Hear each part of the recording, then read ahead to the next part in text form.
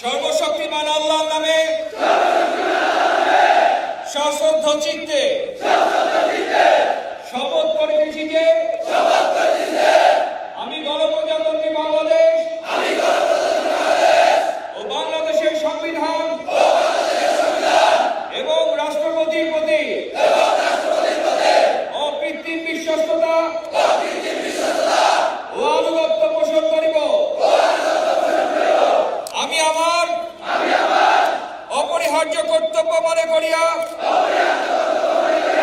আমার উপর ন্যস্ত বাংলাদেশ সেনাবাহিনীর কর্তব্য আমি সততা ও বিশ্বস্ততার সহিত পালন করিব এবং আমার প্রতি জল স্থল ও আকাশ পথে যেখানেই যাইবার আদেশ করা হইবে সেখানেই যাইব। আমার জীবন বিপন্ন করিয়াও আমার উপর নিয়োজিত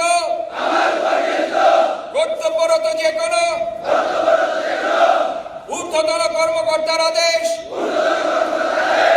পালন ও মান্য করিব।